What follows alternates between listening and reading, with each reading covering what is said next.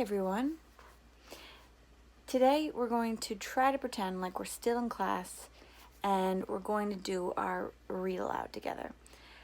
Now, because I don't have Ulysses and Flora here with me and some people from other classes might be watching, we're going to start a brand new book together and we're going to start with this book, Holes. We are going to be thinking about holes the same way we thought about every book in class. We're going to be charting about it. So here's the title. I want us to think about what the theme of this book is, or what sort of themes there are in this book. We're going to think about the problems. We're going to look at figurative language in the book. We're going to take a look at the point of view, characters, and setting. Okay? Now, I've already put on here what we're going to talk about after we read today, so I will go back to that at the end of the video. I'm going to jump right in.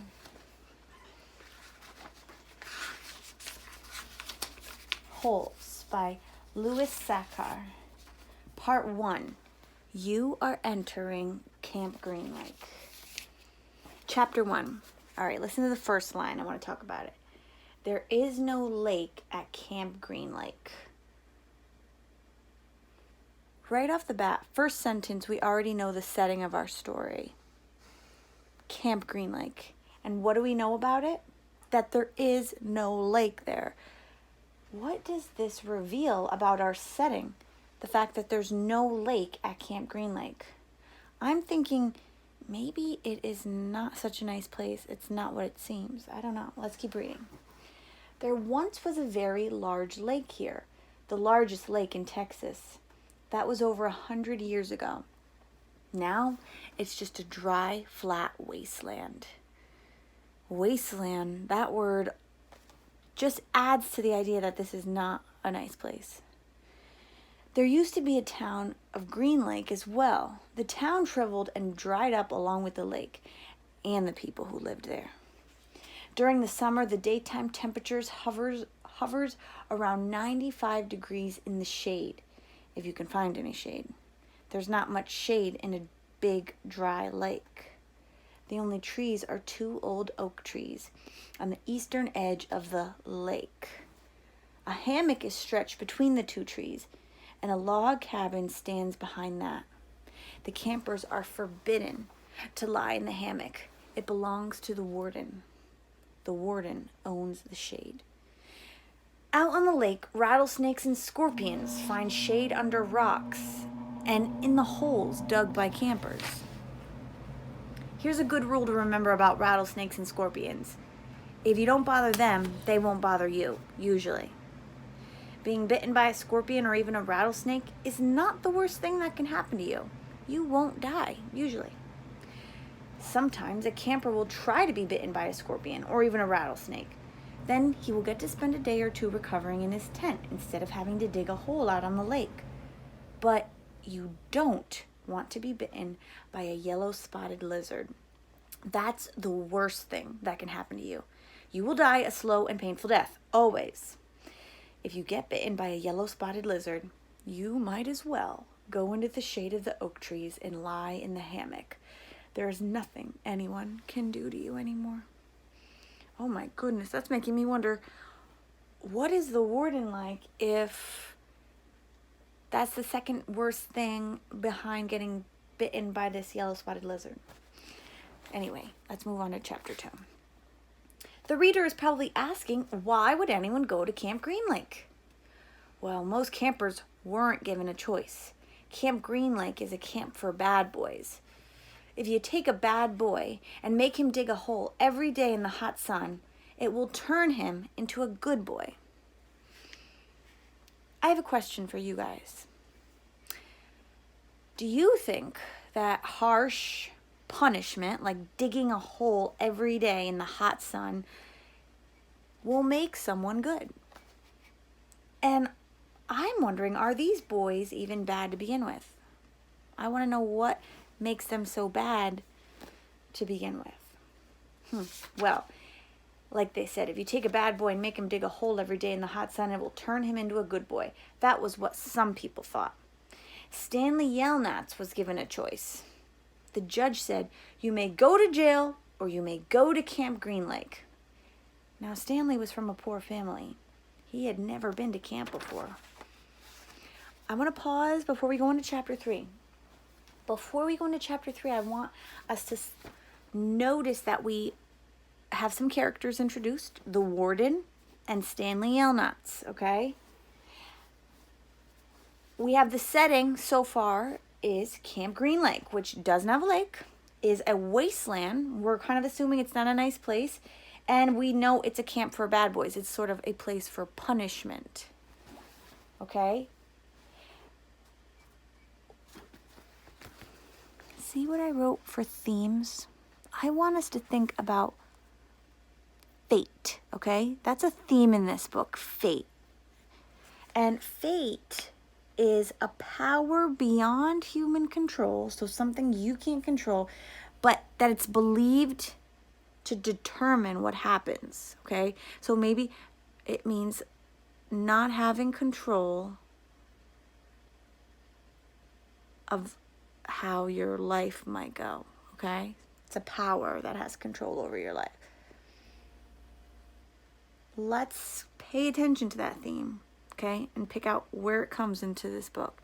And another theme is the benefits and importance of friendship, okay? Let's go into chapter 3. Stanley Yelnats was the only passenger on the bus, not counting the driver or the guard. The guard sat next to the driver with his seat turned around facing Stanley. A rifle lay across his lap.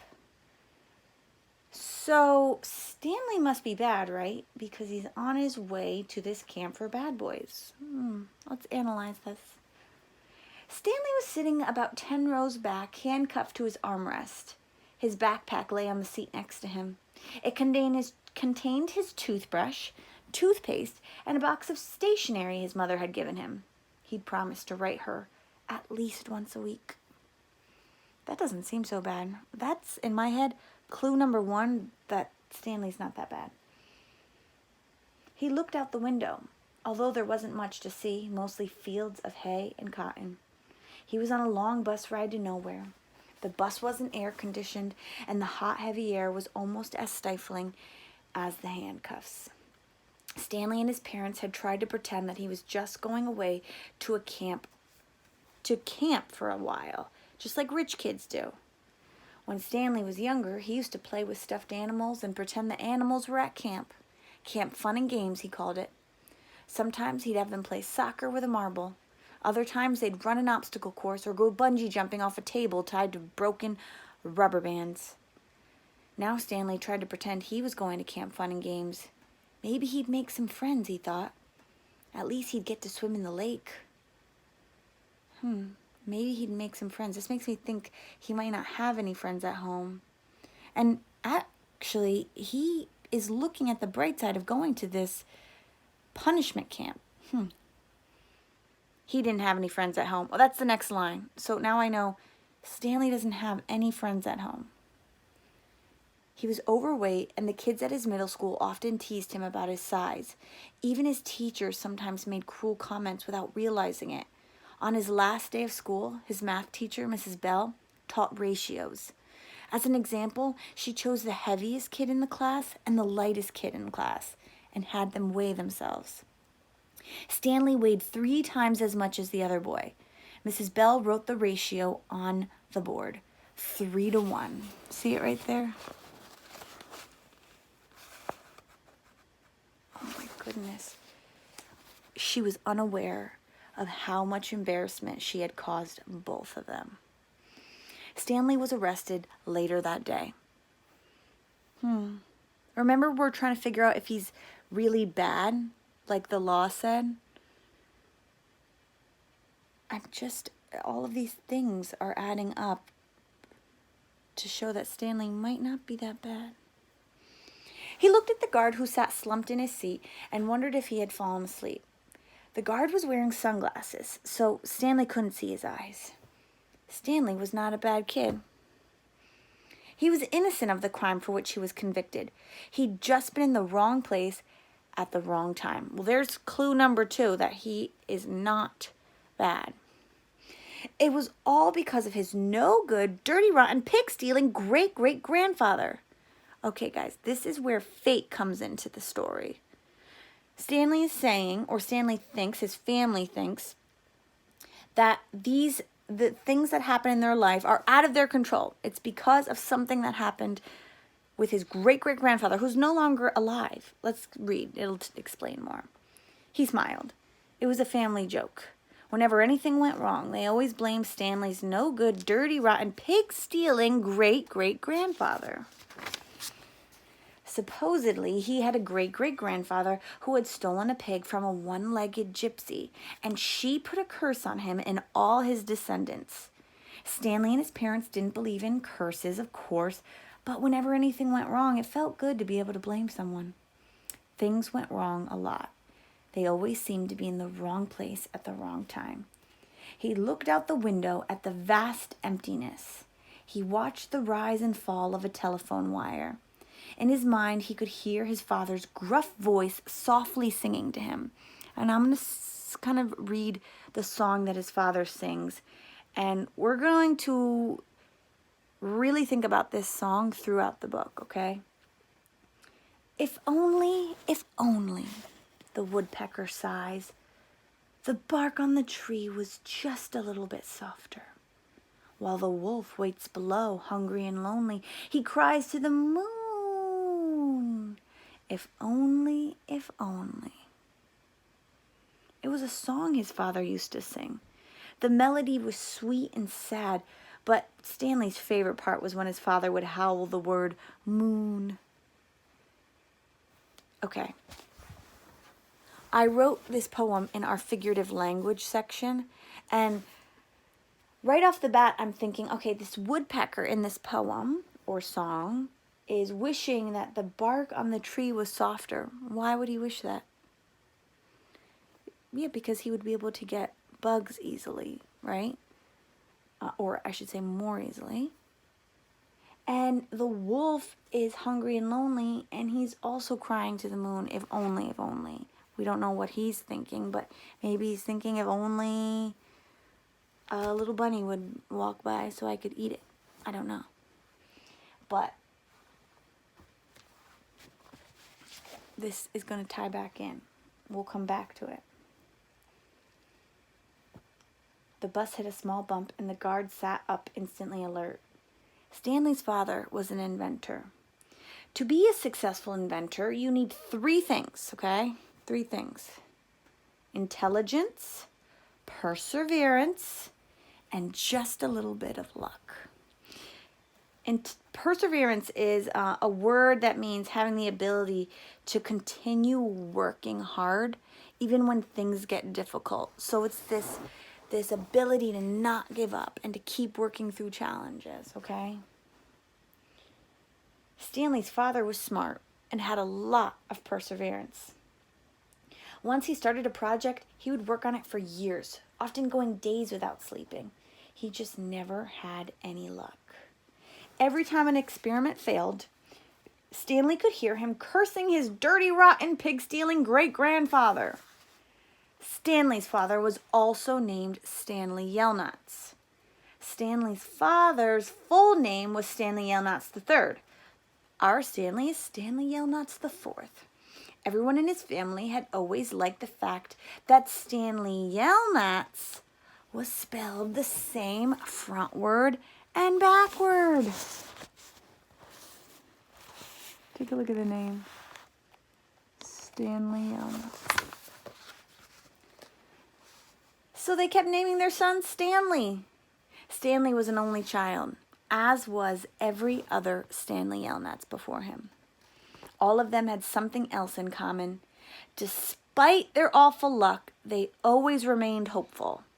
As Stanley's father's father liked to say, I learn from failure. That's clue number 3 to me, that Stanley is not that bad of a person. But perhaps that was part of the curse as well. If Stanley and his father weren't always hopeful, then it wouldn't hurt so much every time their hopes were crushed. Not every Stanley Yelnats has been a failure, Stanley's mother often pointed out. whenever Stanley or his father became so discouraged that they actually started to believe in the curse. The first Stanley Yelnats, Stanley's great-grandfather, had made a fortune in the stock market. He couldn't have been too unlucky. At such times, she neglected to mention the bad luck that befell the first Stanley Yelnats. He lost his entire fortune when he was moving from New York to California. His stagecoach was robbed by the outlaw, Kissing Kate Barlow. She's an important character. If it weren't for that, Stanley's family would now be living in a mansion on a beach in California. Instead, they were crammed in a tiny apartment that smelled of burning rubber and foot odor. If only, if only. The apartment smelled the way it did because Stanley's father was trying to invent a way to recycle old sneakers. "The first person who finds a use for old sneakers," he said, "will be a very rich man."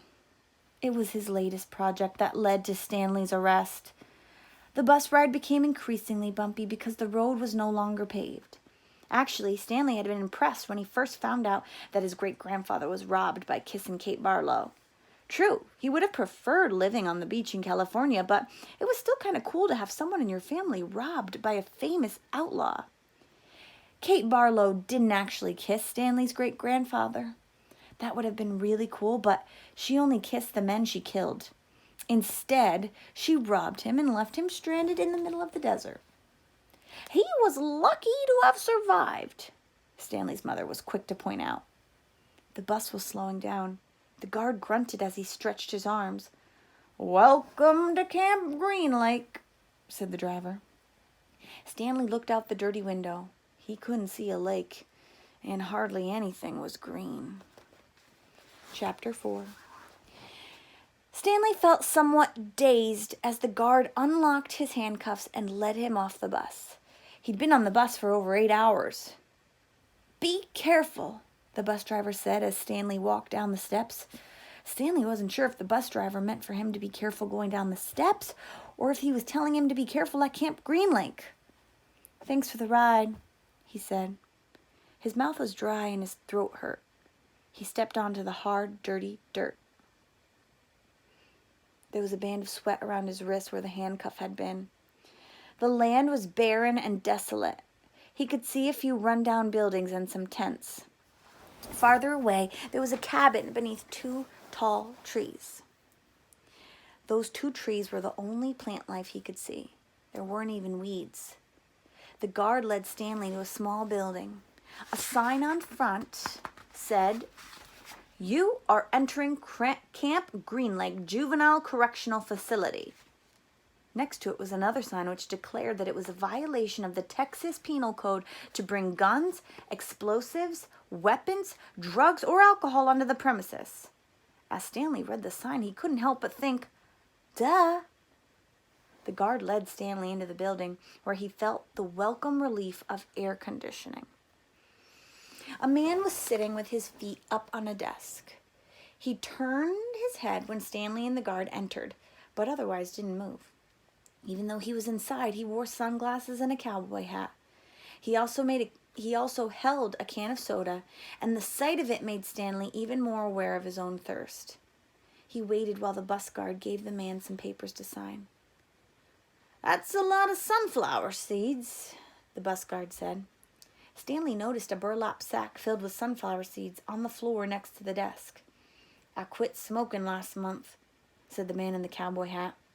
He had a tattoo of a rattlesnake on his arm, and as he signed his name, the snake's rattle seemed to wiggle. "I used to smoke a pack a day. Now I eat a sack of these every week." The guard laughed. There must have been a small refrigerator behind his desk, because the man in the cowboy hat produced 2 more cans of soda. For a second, Stanley hoped that one might be for him, but the man gave one to the guard and said the other was for the driver. 9 hours here and 9 hours back," the guard grumbled. "What a day." Stanley thought about the long, miserable bus ride and felt a little sorry for the guard and the bus driver. The man in the cowboy hat spit sunflower seed shells into a wastepaper basket. Then he walked around the desk to Stanley. "My name is Mr. Sir," he said. Whenever you speak to me, you must call me by my name. Is that clear?" Stanley hesitated. Yes, Mr. Sir," he said, though he couldn't imagine that was really the man's name. "You're not in the Girl Scouts anymore," Mr. Sir said. Stanley had to remove his clothes in front of Mr. Sir, who made sure he wasn't hiding anything. He was then given 2 sets of clothes and a towel. Each set consisted of a long-sleeve orange jumpsuit, an orange t-shirt, and yellow socks. Stanley wasn't sure if the socks had been yellow originally. He was also given white sneakers, an orange cap, and a canteen made of heavy plastic, which unfortunately was empty. The cap had a piece of cloth sewn on the back of it, for neck protection. Stanley got dressed. The clothes smelled like soap. Mr. Sir told him he should wear 1 set to work in and 1 set for relaxation. Laundry was done every 3 days. On that day, his work clothes would be washed. Then the other set would become his work clothes, and he would get clean clothes to wear while resting. "You are to dig 1 hole each day, including Saturdays and Sundays. Each hole must be 5 feet deep and 5 feet across in every direction. Your shovel is your measuring stick. Breakfast is served at 4:30. Stanley must have looked surprised because Mr. Sir went on to explain that they started early to avoid the hottest part of the day. "No one's going to babysit you," he said. "The longer it takes you to dig, the longer you'll be out in the sun. If you dig up anything interesting, you are to report it to me or any other counselor. When you finish, the rest of the day is yours." Stanley nodded to show he understood. "This isn't a Girl Scout camp," said Mr. Sir. He checked Stanley's backpack and allowed him to keep it. Then he led Stanley outside into the blazing heat. "Take a good look around you," Mr. Sir said. "What do you see?" Stanley looked out across the vast wasteland. The air seemed thick with heat and dirt. "Not much," he said, then hastily added, "Mr. Sir." Mr. Sir laughed. "You see any guard towers?" "No." "How about an electric fence?" "No, Mr. Sir." "There's no fence at all, is there?" "No, Mr. Sir." "Do you want to run away?" Mr. Sir asked him. Stanley looked back at him, unsure what he meant. "If you want to run away, go ahead, start running. I'm not going to stop you." Stanley didn't know what kind of game Mr. Sir was playing. "I see you're looking at my gun. Don't worry, I'm not going to shoot you." He tapped his holster. "This is for yellow-spotted lizards. I wouldn't waste a bullet on you." Guys, this is the 2nd time that these lizards were mentioned, so in my head, I'm thinking that these lizards are going to be an important aspect of the book. "Oh, I'm not going to run away," Stanley said. "Oh, good thinking," said Mr. Sir. "Nobody runs away from here. We don't need a fence. Know why? Because we've got the only water for 100 miles. You want to run? You'll be buzzard food in 3 days." Stanley could see some kids dressed in orange and carrying shovels dragging themselves toward the tents. "You thirsty?" said Mr. Sir. "Oh, yes, Mr. Sir," Stanley said gratefully. "Well, you better get used to it. You're going to be thirsty for the next 18 months. Chapter 5. We're going to read, just so you know, this will be our last chapter. 1 more chapter, okay? Chapter 5. There were 6 large gray tents, and each one had a black letter on it. A, B, C, D, E, or F. The first 5 tents were for the campers. The counselors slept in F. Stanley was assigned to D tent. Mr. Pendanski was his counselor. "My name is easy to remember," said Mr. Pendanski, as he shook hands with Stanley just outside the tent. 3 easy words. Pen, dance, key. Mr. Sir returned to the office. Mr. Pendanski was younger than Mr. Sir and not nearly as scary looking. The top of his head was shaved so close it was almost bald, but his face was covered in a thick, curly black beard. His nose was badly sunburned. "Mr. Sir isn't really so bad," said Mr. Pendanski. "He's just been in a bad mood ever since he quit smoking." The person you got to be worried about is the warden. There's really only one rule at Camp Green Lake. Don't upset the warden. Stanley nodded as if he understood. I want you to know, Stanley, that I respect you, Mr. Pendanski said. I understand you've made some bad mistakes in your life. Otherwise, you wouldn't be here. But everyone makes mistakes. You may have done some bad things, but that doesn't mean you're a bad kid. That's what we were saying, right? Stanley nodded.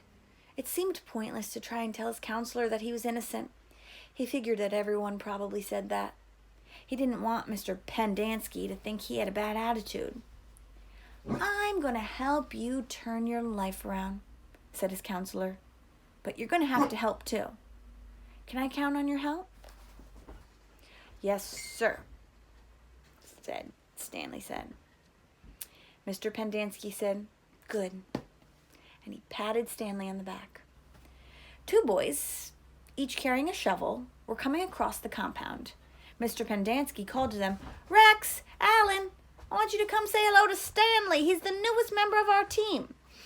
The boys glanced wearily at Stanley. They were dripping with sweat, and their faces were so dirty. What happened to Barf Bag? Asked one. Lewis is still in the hospital, said Mr. Pendanski. He won't be returning. He told the boys to come shake Stanley's hand and introduce themselves like gentlemen. Hi, the other kid grunted. That's Alan, said Mr. Pendanski. My name's not Alan, the boy said. It's Squid, and that's X-Ray. Hey, said X-Ray. He smiled and shook Stanley's hand. He wore glasses, but they were so dirty that Stanley wondered how he could see out of them. Mr. Pendanski told Alan to go to the rec hall and bring the other boys to meet Stanley. Then he led him inside the tent. There were 7 cots, each one less than 2 feet from the next to it. Let me read that again. Each one less than 2 feet from the one next to it. Which was Lewis's cot? Mr. Pendanski asked. Barf Bag slept here, said X-Ray, kicking at one of the beds. All right, Stanley, that'll be yours, said Mr. Pendanski. Stanley looked at the cot and nodded. He wasn't particularly thrilled about sleeping in the same cot that had been used by someone named Barf Bag. 7 crates were stacked in 2 piles at one side of the tent. The open end of the crates faced outward. Stanley put his backpack, change of clothes, and towel in what used to be Barf Bag's crate. It was at the bottom of the stack that had 3 in it. Squid returned with 4 other boys. The first 3 were introduced by Mr. Pendanski as Jose, Theodore, and Ricky. They called themselves Magnet, Armpit, and Zigzag. Oh, they all have nicknames, explained Mr. Pendanski. However, I prefer to use the names their parents gave them, the names that society will recognize them by when they return to become useful and hardworking members of society. It ain't just a nickname, X-Ray told Mr. Pendanski. He tapped the rim of his glasses. I can see inside you, Mom. You've got a big, fat heart. The last boy either didn't have a real name or else he didn't have a nickname. Both Mr. Pendanski and X-Ray called him Zero. You know why his name's Zero? Asked Mr. Pendanski. 'Cause there's nothing inside his head. He smiled and playfully shook Zero's shoulder. Zero said nothing. And that's Mom, a boy said. Mr. Pendanski smiled at him. If it makes you feel better to call me Mom, Theodore, go ahead and call me Mom. He turned to Stanley. If you have any questions, Theodore will help you. You got that, Theodore? I'm depending on you. Theodore spit a thin line of saliva between his teeth, causing some of the other boys to complain about the need to keep their home sanitary. You were all new here once, said Mr. Pendanski, and you all know what it feels like. I'm counting on every one of you to help Stanley. Stanley looked at the ground. Mr. Pendanski left the tent, and soon the other boys began to file out as well, taking their towels and change of clothes with them. Stanley was relieved to be left alone, but he was so thirsty he felt as if he would die if he didn't get something to drink soon. Hey, Theodore, he said, going after him. Do you know where I can fill my canteen? Theodore whirled and grabbed Stanley by the collar. My name's not Theodore, he said. It's Armpit. And he threw Stanley to the ground. Stanley stared up at him, terrified. And there's a water spigot on the wall of the shower stall. Oh, thanks, Armpit, said Stanley. As he watched the boy turn and walk away, he couldn't for the life of him figure out why anyone would want to be called Armpit. In a way, it made him feel a little better about having to sleep in a cot that had been used by someone named Barfbag. Maybe it was a term of respect. Okay, we're going to stop there for today. And before I end the video,